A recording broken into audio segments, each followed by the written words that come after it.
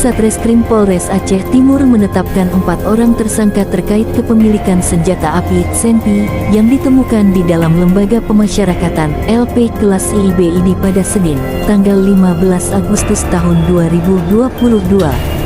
Pada sore ini kita akan press release tentang pengungkapan senjata api yang ditemukan di lapas. Ini ada berapa tamu? Ini berapa tamu yang ada di lapas. Ini keterkaitan antara rangkaian dari peristiwa tersebut. Untuk tersangka yang Mr. H masih ada di lapas, kita bawa. Kemudian Mr. M juga di lapas. Kemudian yang ada di kita adalah Mrs.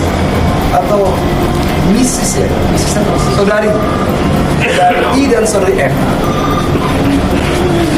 Kemudian pasal yang kita gunakan ini adalah pasal 1 Undang-Undang Darurat nomor 12 tahun 1951. Ancaman pidana maksimal penjara seumur hidup atau hukuman penjara sementara setingginya 20 tahun.